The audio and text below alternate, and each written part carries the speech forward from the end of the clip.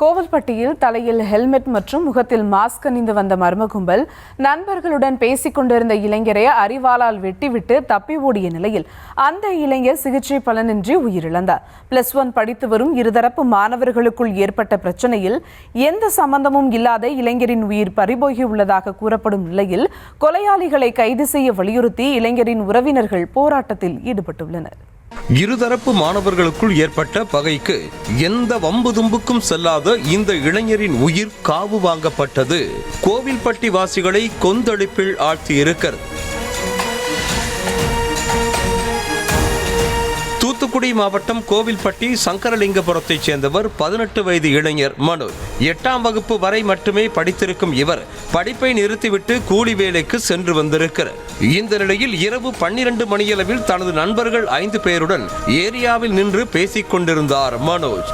அப்போது ஹெல்மெட் மற்றும் முகத்தில் மாஸ்க் அணிந்து இருசக்கர வாகனங்களில் வந்த சிலர் பேசிக் கொண்டிருந்த இளைஞர்களை நோக்கி ஆவேசமாக வந்திருக்கின்றனர்.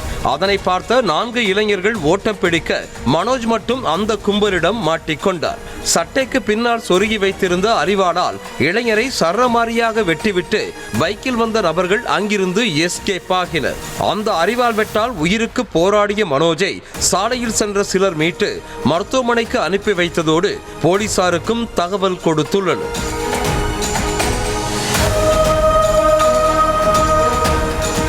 இதனைத் தொடர்ந்து அங்கு வந்த போலீசார் மனோஜுடன் நின்று கொண்டிருந்த 4 பேரிடம் விசாரணை மேற்கொண்டுள்ளனர். கோவில்பட்டியில் உள்ள ஒரு தனியார் பள்ளியில் +1 படித்து வந்த புது கிராமத்தைச் சேர்ந்த சில மாணவர்களுக்கும் சங்கரலிங்கபுரத்தைச் சேர்ந்த சில மாணவர்களுக்கும் இடையே ஏதோ மோதல் ஏற்பட்டதாக கூறப்படுகிறது.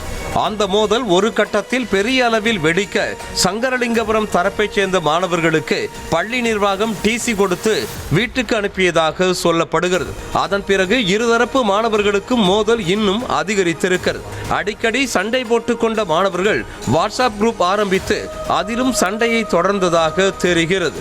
அதனால் ஆத்திரமடைந்த புது கிராமத்தைச் சேர்ந்த மாணவர்கள் சங்கரலிங்கபுரத்தைச் சேர்ந்த மாணவர்களை பழி வாங்க துடித்ததாக கூறப்படுகிறது. இந்த நிலையில்தான் ஹெல்மெட் மற்றும் மாஸ்க் அணிந்து பைக்குகளில் வந்திருக்கின்றனர் புது கிராம டீம்.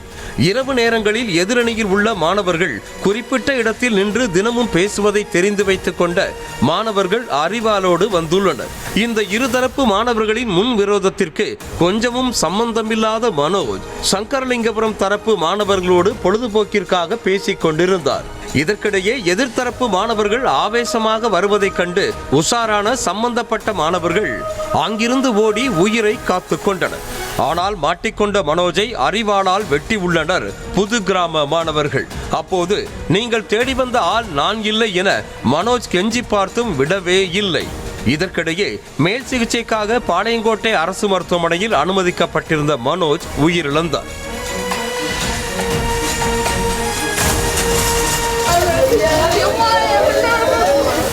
இந்த தகவல் அறிந்த இளைஞரின் உறவினர்கள் 500க்கும் மேற்பட்டோர் கொலையாளிகளை உடனடியாக கைது செய்ய வேண்டும் என வலியுறுத்தி கோவில்பட்டி சாத்தூர் சாலையில் மறியலில் ஈடுபட்டனர். மேலும் ஊர்வலமாகவும் செல்ல முயன்றனர்.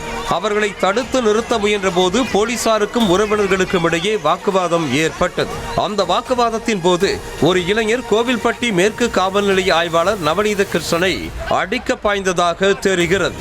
அந்த இளைஞரின் சட்டையை பிடித்து இழுத்து சென்ற போலீசார் காவல் வாகனத்தில் ஏற்றினர். இதனைத் தொடர்ந்து போராட்டக்காரர்களின் எதிர்ப்பால் அந்த இளைஞரை காவல் வாகனத்தில் இருந்து இறக்கிவிட்டனர்.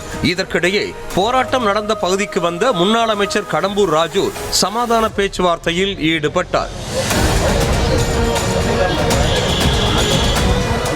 இது ஒருபுறம் இருக்க, மனோஜை கொலை செய்த மாணவர்களில் 2 போலீசார் கையில் சிக்கி உள்ளதாகவும் அவர்களிடம் தொடர்ந்து விசாரணை நடைபெற்று வருவதாகவும் கூறப்படுகிறது.